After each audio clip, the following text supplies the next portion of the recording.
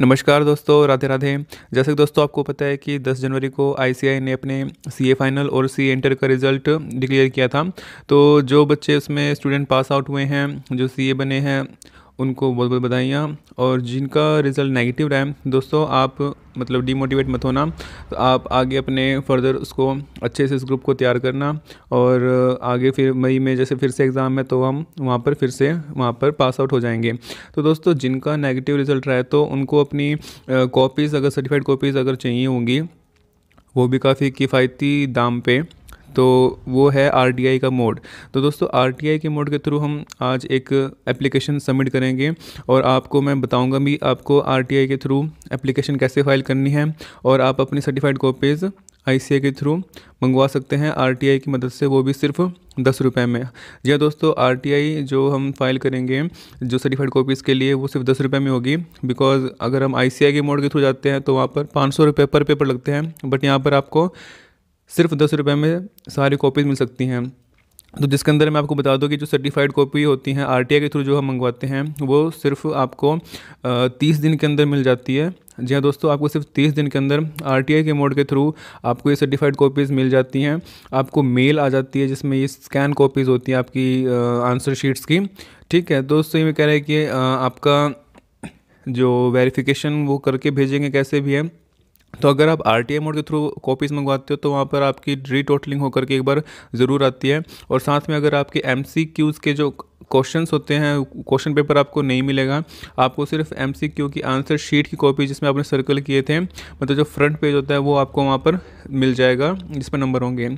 और इसके साथ कुछ एक रिक्वायरमेंट्स होती हैं, जो डॉक्यूमेंट्स आपने लगाने हैं। एक तो आपने हैंड रिटन एप्लीकेशन होगी जो आपने पेपर पर लिखनी है, उसको स्कैन करना है। ठीक है दोस्तों, और जो दूसरी जो अटैचमेंट होती है वो होती है self attested admit card hall ticket. मतलब कि जो आपने एग्ज़ाम, जब आप गए थे एग्ज़ाम हॉल में एग्ज़ाम देने, तो आपके साथ जो एडमिट कार्ड था उसकी आपने स्कैन करनी है, वो भी स्कैन होगी पीडीएफ में। और इन दोनों को आपने मर्ज करना है, हैंड रिटन एप्लीकेशन को भी और सेल्फ अटेस्टेड एडमिट कार्ड को भी। आप दोनों ने दोनों को स्कैन करना है। स्कैन करके उसकी एक ही फाइल बनानी है।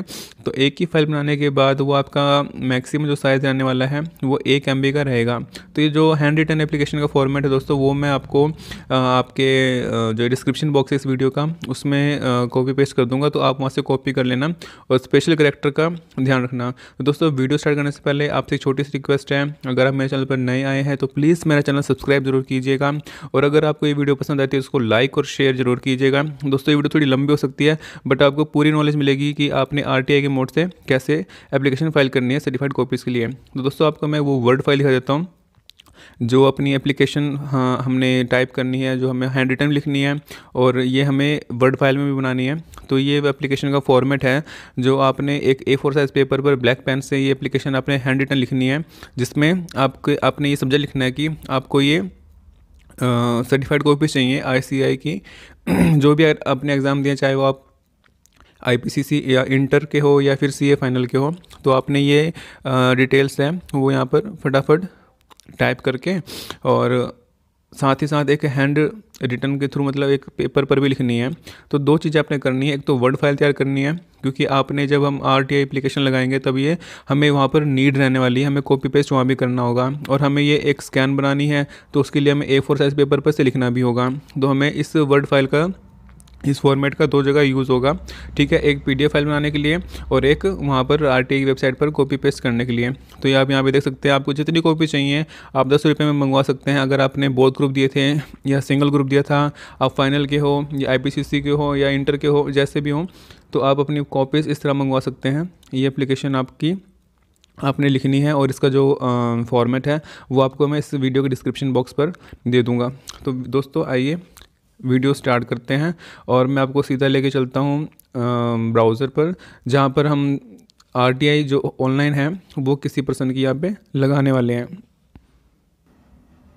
तो फ्रेंड्स मैंने मोज़िला फायरफॉक्स ओपन किया है ब्राउज़र। ठीक है, आप यहाँ पे सिंपल टाइप कीजिए आरटीआई ऑनलाइन। आपने टाइप करना है आरटीआई ऑनलाइन और उस पर आपने एंटर कर देना है। तो एंटर करने के बाद जो भी वेबसाइट, मतलब सबसे पहले टॉप पर आएगी, जैसा कि आप देख सकते हैं ये RTI ऑनलाइन के नाम से वेबसाइट ऊपर आई है टॉप में। और इसकी मतलब ऑथेंटिकेशन ये है कि लास्ट में क्या लगा हुआ है इसके gov.in, मतलब RTI के बाद ये लास्ट में जो इसका URL है वहाँ पे .go.in होना चाहिए, मतलब ये ऑफिशियल वेबसाइट है। आप इस पर क्लिक कर दीजिए। क्लिक करेंगे तो इसका वेबसाइट का इंटरफेस इस टाइप से आएगा। ठीक है, इंटरफेस इस टाइप से आएगा। तो आप ये देखो, ये वेबसाइट का डिज़ाइन है और इंटरफेस है, और यहाँ पर आप देख सकते हो click here to submit a request. तो आपने यहाँ पे सबमिट करनी है अपनी रिक्वेस्ट। तो दोस्तों आपने गाइडलाइंस ज़रूर ध्यान से पढ़नी है, क्योंकि गाइडलाइंस में कुछ एक बातें ऐसी हैं जो आपने ध्यान रखनी होती हैं स्पेशल कैरेक्टर्स का, क्योंकि मेन तो स्पेशल कैरेक्टर्स होते हैं कि जब हम अपनी एप्लीकेशन वहाँ पर कॉपी पेस्ट करते हैं बॉक्स में, तो वहाँ पर हम स्पेशल कैरेक्टर्स का ध्यान नहीं रखते और हमारी एप्लीकेशन सबमिट होने में हमको काफ़ी इश्यूज़ होते हैं। ठीक है, उसके बाद आपकी जो एप्लीकेशन के जो वर्ड्स हैं वो 3000 करेक्टर से ज़्यादा नहीं हो। ठीक है, तो 3000 की जो लिमिट है वो यहाँ पर प्रिस्क्राइब्ड है। दूसरा, आप अपना यहाँ पे आधार कार्ड या अपना पैन कार्ड जैसे कोई भी पर्सनल जो अपने डॉक्यूमेंट्स है वो अपलोड नहीं करने हैं। दूसरी जो स्कैन फाइल थी PDF वाली, उसमें ब्लैंक स्पेस नहीं होना चाहिए। आप जो पेमेंट करेंगे वो नेट बैंकिंग के थ्रू या फिर क्रेडिट डेबिट कार्ड के थ्रू या फिर रुपए कार्ड के थ्रू कर सकते हैं। ठीक है, पेमेंट आपकी यहाँ पे सिर्फ 10 रुपये की होगी। और उसके बाद ये कह रहा है कि अगर आपकी पेमेंट कट जाती है और आपका रजिस्ट्रेशन नंबर जनरेट नहीं होता, तो आपको यहाँ पर ये वेट करने के लिए बोल रहा है कि 24 से 48 घंटे का आपने वेट करना है, क्योंकि RTI की वेबसाइट पर पेमेंट फेल्ड का जो रेशियो है वो काफ़ी ज़्यादा होता है। बट आपने घबराना नहीं है, अपने 24 से 48 घंटे का वेट करना है। तो मैंने सबमिट कर दिया। हम एक बार आगे चलते हैं। सबमिट करने के बाद आपके सामने ये इंटरफेस खुल जाएगा, जहाँ पर आपको आपकी ऑनलाइन RTI रिक्वेस्ट फिल करनी है। सबसे पहले मैं आपको एक बार ओवरव्यू दे देता हूँ कि यहाँ पर आपने मिनिस्ट्री डिपार्टमेंट सेलेक्ट करना है। उसके बाद किस पब्लिक अथॉरिटी का अगेंस्ट लगानी है उसका नाम आएगा। आपने ईमेल आईडी टाइप करनी है, मोबाइल नंबर टाइप करना है। ठीक है, कन्फर्मेशन वगैरह देनी है अपनी ईमेल आईडी की, फिर नेम, जेंडर, एड्रेस। उसके बाद आपने अपना pin code, country, state, pin code आपका एरिया पिन कोड होगा। ठीक है, इस तरह से आपने सारी चीज़ें नीचे को, एजुकेशन स्टेटस, फ़ोन नंबर आप देना चाहे तो दे सकते हो, अदरवाइज़ ज़रूरी नहीं है, आपकी नेशनलिटी। और उसके बाद ये कह रहा है कि क्या आप BPL श्रेणी में आते हैं। अगर आप BPL कैटेगरी में आते हैं तो आपको BPL का कार्ड नंबर देना होगा, किस साल वो इशू हुआ था वो आपने देना होगा, और अथॉरिटी कौन सी है। जैसे आप हरियाणा में है तो हरियाणा सरकार, इस टाइप से यहाँ पे भरा जाता है। हमारे केस में नो है तो हम नो करेंगे। नो करते ही बोलेगा कि आपने 10 रुपये की जो RTI की फ़ीस है वो पे करनी होगी, तो वो हम पे कर देंगे। दोस्तों ये है वो बॉक्स जिसके अंदर हमें वो जो हमने वर्ड फाइल तैयार करेंगे उसको यहाँ पर कॉपी पेस्ट करना है। स्पेशल कैरेक्टर का ध्यान रखना है कि स्पेशल कैरेक्टर्स ही अलाउड हैं, उसके अलावा और कोई इसमें अलाउड नहीं होता। ठीक है, उसके बाद आप यहाँ पर सपोर्टिंग डॉक्यूमेंट लगाएंगे जो सिर्फ 1 MB की होगी। और ध्यान रहे कि जो भी आप उस PDF फाइल का नाम रखेंगे उसमें उस नेम के अंदर स्पेस नहीं होना चाहिए, विदाउट स्पेस वो नाम होना चाहिए। और ध्यान रहे 12 करैक्टर से ज़्यादा उस फाइल का नाम भी नहीं होना चाहिए, अदरवाइज़ ये पोर्टल एरर दे देगा। तो आपकी जो स्कैन कॉपी है उसका करैक्टर 12 से ज़्यादा ना हो। ठीक है दोस्तों, तो मैं आपको बता देता हूँ कि स्टार्टिंग में कैसे करें। जो मिनिस्ट्री है वो आपने सिलेक्ट करनी है, ministry of corporate affairs, because जो ICI है वो कॉरपोरेट अफेयर्स के अंडर में आती है। ठीक है, उसके बाद आपने यहाँ पे ministry of corporate affairs select करने के बाद सबसे नीचे आ जाना है। यहाँ पर आपको chartered accountant, institute of chartered accountant of India मिल जाएगा, आपने उसे सेलेक्ट कर लेना है।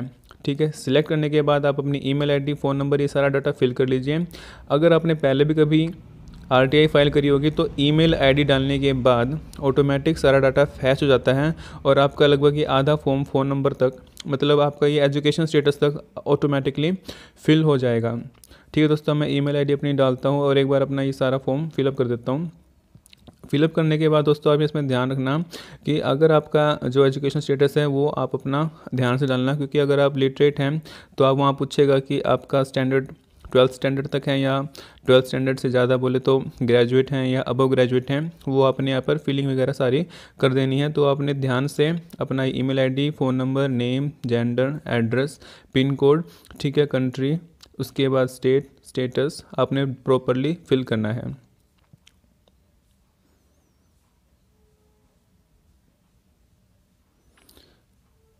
सिटीजनशिप और इंडिया ही आएगा। और उसके बाद अगर आप बीपीएल में आते हैं तो यस नो कर सकते हैं अपनी सुविधा के अनुसार। तो मेरा यहाँ पर नो है तो हम नो करेंगे यहाँ पर।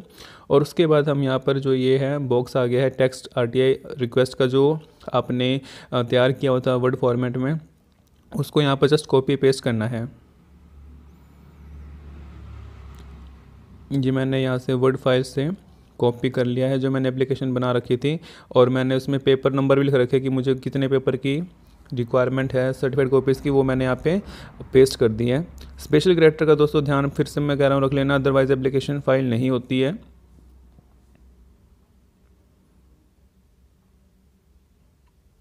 एक बार आप क्रॉस वेरीफाई भी कर लेना। कॉपी पेस्ट के बाद दोस्तों अब आपने लगानी है नीचे अटैचमेंट। तो आपने अटैचमेंट यहाँ पर लगा लेनी है। जो स्कैन कॉपी आपने अपने एडमिट कार्ड की थी और उस हैंड रिटन एप्लीकेशन की थी, तो उसकी आपने स्कैन कॉपी लगानी है, और उस पीडीएफ फाइल के नाम में कोई भी स्पेस नहीं होना चाहिए। अब हम करेंगे मेक पेमेंट।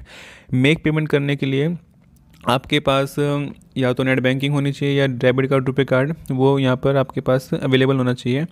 तो यहाँ पे थोड़ा सा पेमेंट फेलियर का इशू रहता है, बट अगर आप रात को करेंगे 10-11 बजे के आसपास तो ट्रैफिक कम होता है, तो आप वहाँ पर मतलब आपकी पेमेंट सक्सेसफुल होने के चांसेस हैं। दिन में करेंगे तो भी हो सकता है कि पेमेंट फेलियर का इशू आपको फेस करना पड़े, तो आप रात में ये करना।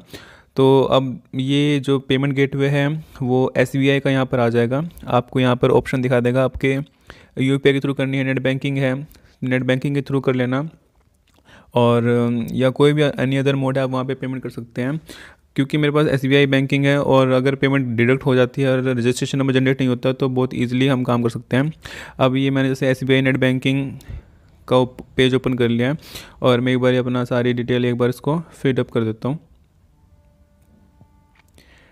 दोस्तों अगर आपकी पेमेंट डिडक्ट होती है तो आपने दोबारा पेमेंट नहीं करनी है। मैं फिर से कह रहा हूँ, अगर आपकी पेमेंट डिडक्ट हो जाती है, रजिस्ट्रेशन नंबर जनरेट नहीं होता, तो आपने दोबारा से पेमेंट नहीं करनी है। 24 से 48 घंटे का वेट करना है। या तो पेमेंट आ जाएगी आपके खाते में रिफ़ंड 10 रुपये, या फिर आपका जो एप्लीकेशन नंबर है वो जनरेट हो जाएगा, मतलब आपकी एप्लीकेशन स्वीकार कर ली जाएगी वहाँ पर। तो इसलिए आपने डबल पेमेंट नहीं करनी है अगर कोई पेमेंट फेलियर का इशू होता है तो दोस्तों अगर आपको फिर भी कोई इशू आ रहा है या आपकी फ़ाइल सबमिट नहीं हो रही है, तो आप मुझे इंस्टाग्राम पर मैसेज कर सकते हैं। मेरी इंस्टाग्राम ID है RK Krishna HSR। आप मुझे सर्च कीजिए इंस्टाग्राम पर और वहाँ पर मुझे फॉलो कीजिए, और मुझे आप वहाँ पर DM कर सकते हो। आपको कोई भी इशू आ रहा है या कोई भी दिक्कत है, वहाँ पर मुझे स्क्रीनशॉट भेज देना, ठीक है? तो मैं आपको उस पर हेल्प करने की कोशिश करूँगा। पेमेंट करने के बाद जब आपकी पेमेंट सक्सेसफुल हो जाएगी तो आपको रीडायरेक्ट करके RTI की वेबसाइट पर, SBI वाला जो पेज है वो RTI के वेबसाइट के पेज पर आ जाएगा, और वहाँ पर आपका मैसेज आएगा कि आपकी जो RTI की रिक्वेस्ट है वो सक्सेसफुली एक्सेप्ट कर ली गई है। वहाँ पर आपको एक रजिस्ट्रेशन नंबर दे दिया जाएगा, ठीक है? तो दोस्तों कैसी लगी मेरी आज की वीडियो? अगर आपने मेरी वीडियो को पूरा देखा है तो उसका तहे दिल से धन्यवाद, ठीक है? अगर आप मेरे चैनल पर नए थे तो प्लीज़ मेरा चैनल सब्सक्राइब ज़रूर कीजिएगा। अगर आपको कोई भी इशू आता है, कोई भी दिक्कत आती है RTI फाइल करने के रिगार्डिंग, तो आप मुझे इंस्टाग्राम ID पर मैसेज कर सकते हैं। मेरी इंस्टाग्राम ID है RK Krishna HSR, आप देख सकते हैं। आप मेरी इंस्टाग्राम ID पर मुझे फॉलो करके मुझे DM ज़रूर कीजिएगा। अगर आपको कोई भी इशू है उसका स्क्रीनशॉट मुझे भेजिएगा, मैं उसको रिजोल्व करने की कोशिश करूँगा। तो दोस्तों आप बेफिक्र होकर अपनी ICAI की सर्टिफाइड कॉपीज़ मंगाइए। अपनी कमियों को, अपनी गलतियों को जो आपने एग्ज़ाम के टाइम पे की थी उसको एनालिसिस करिए, और मई 2023 के लिए प्रिपेयर हो जाइए। तो दोस्तों फिर से रिक्वेस्ट है छोटी सी, प्लीज़ मेरे चैनल सब्सक्राइब जरूर कीजिएगा। All the best, Radhe Radhe.